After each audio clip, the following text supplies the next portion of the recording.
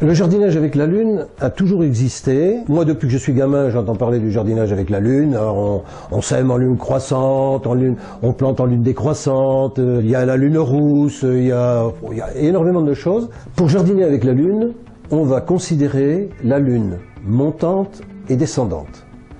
La lune tourne autour de la Terre, qui elle-même tourne autour du Soleil, ça nous le savons tous. Mais la Lune ne se contente pas de tourner autour de la Terre, elle monte aussi dans sa position par rapport à la Terre. Et elle a une position haute qu'on va appeler l'apogée, et une position basse qu'on va appeler le périgée. Donc lorsque la Lune monte, on considère que la sève est principalement dans les parties hautes de la plante.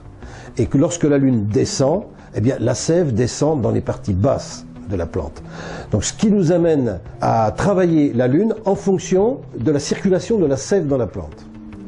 Donc, on va considérer que les travaux qu'il y a à faire en lune montante ou en lune descendante. Eh bien, quand on est en lune montante, qu'est-ce qu'on veut? On veut que ça monte, donc on va semer. On va donc semer les graines en lune montante qui vont être, si on peut dire, aspirées un petit peu par la lune.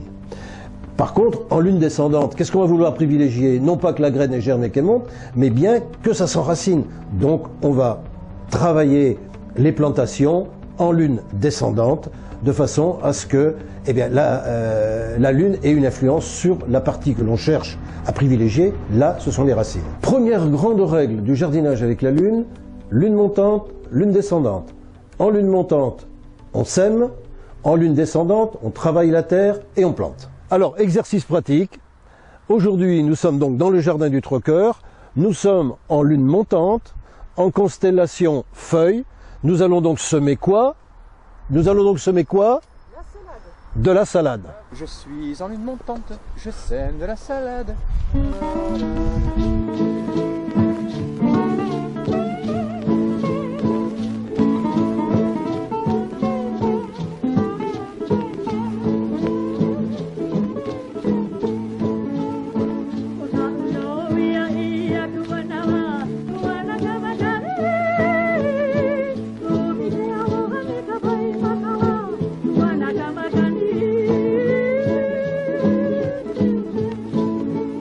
Deuxième règle importante dans le jardinage avec la lune ne se contente pas de tourner autour de la Terre, et la Terre et la lune de tourner autour du Soleil. Non, la lune passe devant les différentes constellations. Alors on a tous entendu parler des constellations du zodiaque, il y en a 12 constellations du zodiaque, et la lune passe devant ces différentes constellations.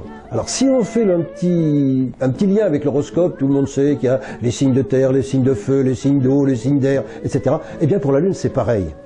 Chaque constellation a une influence en fonction du signe qu'elle représente. Vous avez les constellations, lorsque la Lune passe devant une constellation de type Terre, on va travailler ce qui rentre dans la Terre, c'est-à-dire on va travailler les racines. Lorsque la Lune passe devant une constellation d'eau, un signe d'eau, eh bien on va travailler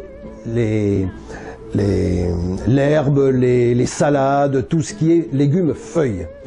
Lorsque la Lune va passer devant un signe, devant une constellation d'air, on va travailler les fleurs. Les fleurs, ça vole, c'est léger, etc. Il y a de l'air qui passe, voilà. C'est tout simple. Et puis enfin, le dernier groupe de constellations, c'est les signes de feu. Et là, ça sera les fruits.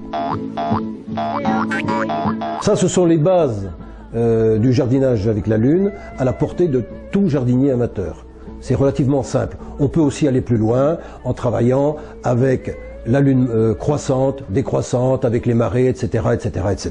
Le jardinage avec la lune peut être contraignant parce qu'on se rend compte qu'en lune montante, il n'y a que peut-être quelquefois que 2 jours où on peut travailler la lune. Et en plus, le jardinage avec la lune donne des jours de repos aux jardiniers.